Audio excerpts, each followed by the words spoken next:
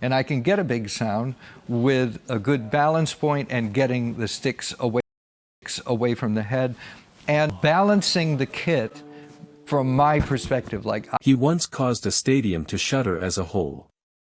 With just one blow to the snare drum, however, Steve Smith now devotes hours to learning how to touch a cymbal softly using the tip of his finger. He was the most famous of Journey's drummers. 1980s rock group renowned for classic songs such as Don't Stop Believing. Smith of Separate Ways stood in the midst of fame, wealth, and the tens of thousands of thundering voices, but he left everything behind, without any scandal.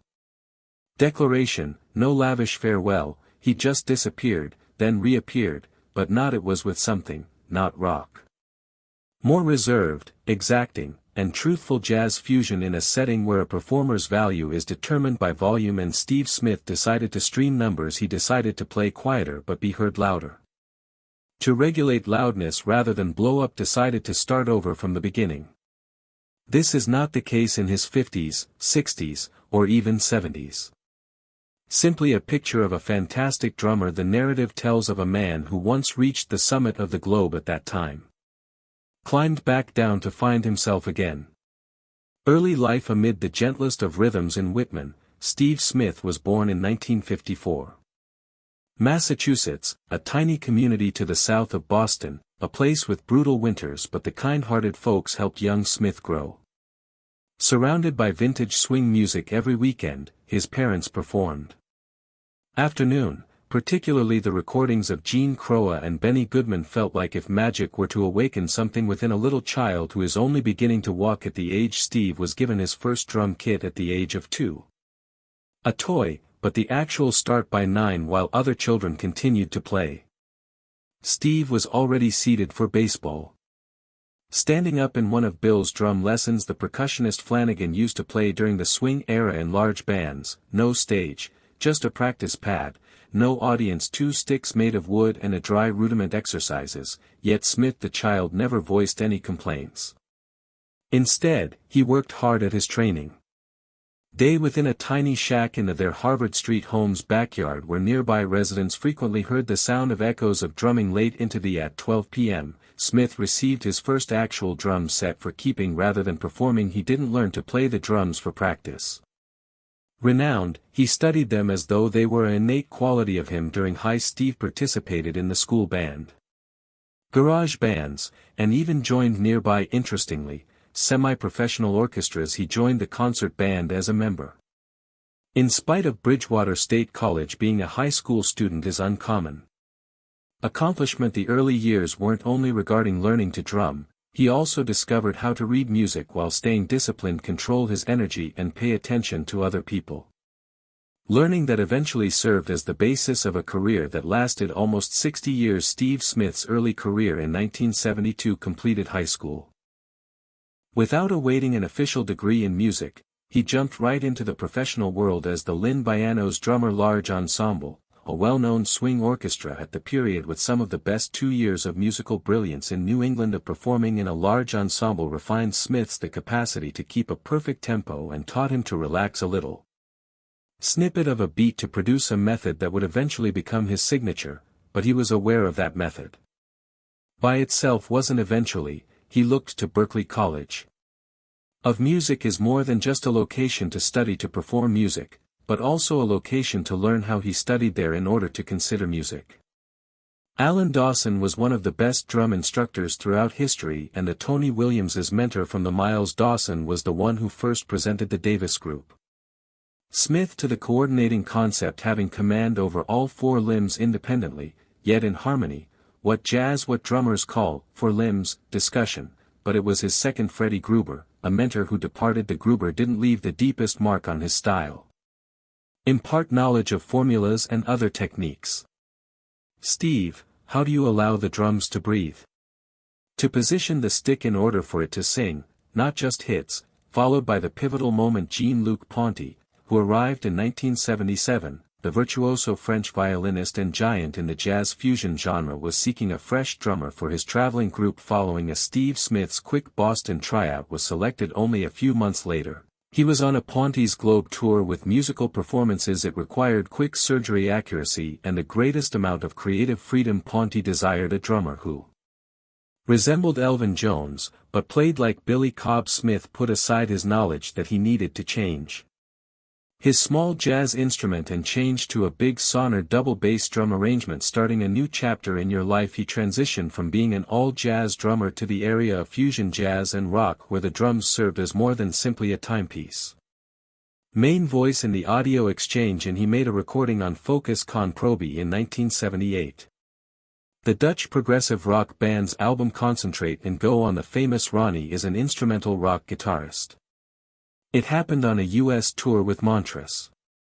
Smith's interaction with Montrose Journey, a band that is currently changing their sound following their initial stage of fusion. They became aware of him immediately after show, and many months after that, the formal invitation arrived with great success.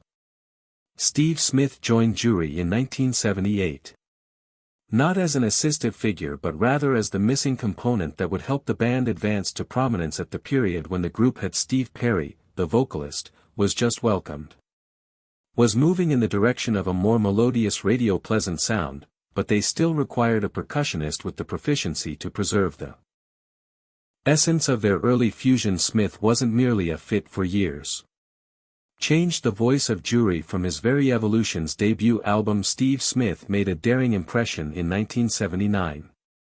The bounce of R&B was carried by his drumming. Rock's weight and the complex swing's breath is an odd combination, yet a ideal one, with full-blown talent force on the most difficult escape 1981 Voyage successful CD with timeless songs such as Don't Stop Believing. Smith's drums have an emotive flow to them. Stone in Love's Undercurrent is one of the best drum introductions in terms of dynamic accumulation and close proximity to mother-father kick hi-hat symphonic coordination and satisfies demanding technical accuracy and sentimental critiques described him as a drummer who doesn't perform when display, but plays to direct the A song's whole emotional journey. During 1979 to 1983, Steve Smith and Journey captured a series of renowned evolution of albums. Departure Escape. There were 18 tracks on the Frontiers Capture chart. The Billboard Hot 100 is getting closer to over 50 million records were sold by the top 10. Became the largest rock band in an arena in America in the early 1980s, and the majority of notable for having done more than 500 concerts. Global, with nightly crowds of as many as Steve Smith had 40,000 admirers throughout it all. Was the one who never took the microphone, but was the driving factor behind the band's survival. Alive. Following their 1985 departure from the group in 1995, Smith received an invitation to rejoin Jury's original lineup for Trial by Fire's album achieved platinum status in the United States, but the corresponding tour was delayed indefinitely because of Steve. A reunion that is tainted with Perry's injury mourned what appeared to be the conclusion of Resurrected again in 2015 when Smith was invited to return, but this time without. Nevertheless, Perry brought back Jury's longtime fans of the original Pulse named it Journey's Soul's Return had long lost and the most worthy instance of everyone. On April 7, Jury and Steve Smith were inducted in 2017 into the Hall of Fame for Rock and Roll. Significant occasion, not only to commemorate the group, but to identify a drummer who never sought attention yet was. Steve is always the foundation of the sound. I didn't join Journey, Smith once remarked. I was there to be a celebrity and keep preventing everything from collapsing. And he accomplished precisely that. Over 3 decades, 3 resurgences, and innumerable backlash and controversy around Immortal Tunes after it appeared that the band had 3 stints. The relationship between Jury and Steve Smith had at last arrived at its most stable stage, where business interests diminished and only there was still brotherhood on stage. But nobody anticipated that the last chapter would conclude in among the most acrid splits in the history of the band as reported by the public letter of termination, a civil action, and a cold stillness between 2 men who used to. In March 2020, they called each other friends. Neil Sean's statement and Jonathan Cain was made available to the media. Ross Valerie and Steve Smith weren't extended jury members, accompanied by claims that the two had plotted together to seize Nightmare Productions' control, the organization that had the Journey trademark, using what was allegedly an unlawful internal vote, as per according to court records. Smith was charged with utilizing his role in the organization to carry out a gentle power transfer, using the purported objective of gaining complete authority over the rights to Jury's trademark if the due to the litigation, the band was forced to disband. Did not identify Smith as the brains behind his name was used throughout the court case.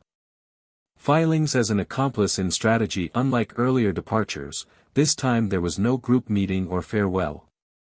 No farewell kiss, only a press release, and following that pause, Smith made no rebuttal, did not conduct any interviews.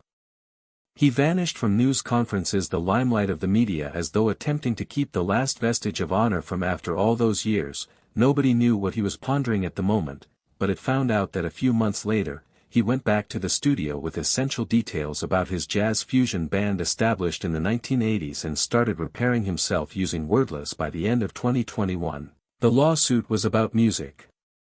Out-of-court settlement, there were no two men, no losers, and winners staying away from a band for good they had already assisted in raising it to the top. There was no rock and roll controversy.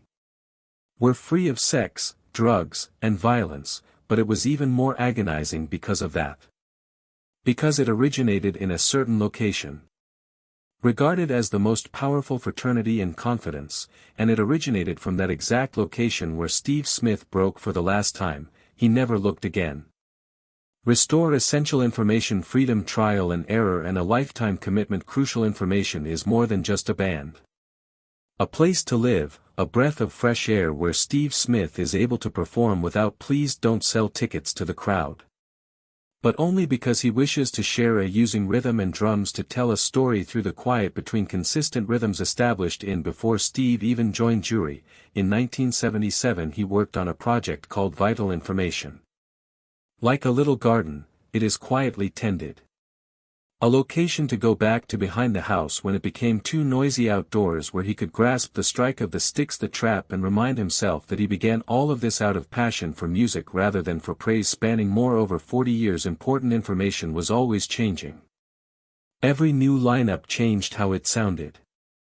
Spanning from swing and jazz funk to international music fusion, including Indian conical, but through it all, there was a intricately nested intricacy where rigid song did not bind musicians' structures, but improvisation is welcomed.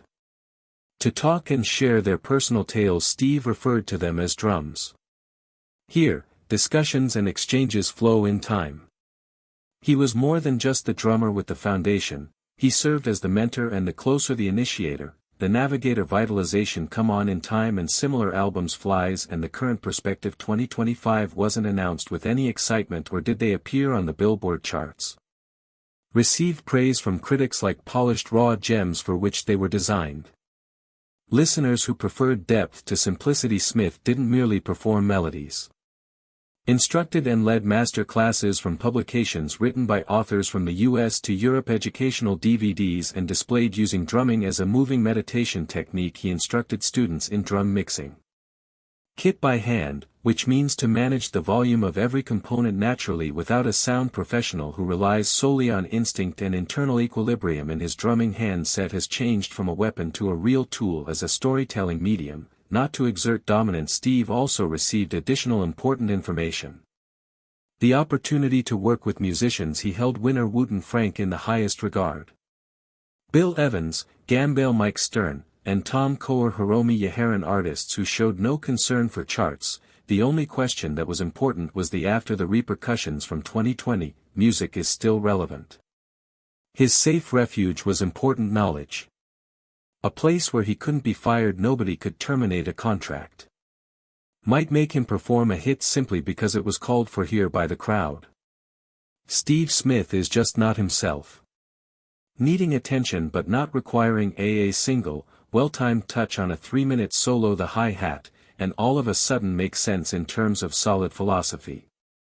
Smith used to perform in stadiums as a drummer. Filled with 40,000 individuals, he once created a single strong blast causes entire arenas to erupt. Phil, however, the farther he went in his voyage, he became more aware of playing being loud does not imply playing at a high volume. Doesn't evoke feelings, rather, it's how you listen and how you pause to shape it. This makes music a true language. At 70, Smith no longer performs for crowds. Seeks equilibrium between the kick and the hi-hat, exchange between the entertainer and between the drum beat and the listener, and he refers to the ensuing quiet as internal harmony, or balance, inside a drum set with all the sounds for a logic, and nothing is taken away from inclination or habit. He once stated, "Playing jazz is gaining conversational skills with people when performing rock is about waiting for a surge of energy." However, in any genre, the most crucial element is why you play, not what you play. He can therefore sit for an hour playing a snare drum solo alone, and nevertheless induce stillness in an audience. Additionally, Smith emphasizes the practice philosophy isn't about it is important to practice more. Appropriate, mindful practice with complete command over every motion from the fingers to the shoulder to the wrist. He cautions younger people about the dangers of generations regarding the YouTube trap, where every method can be learned in a matter of hours, but never acquire depth, he claims.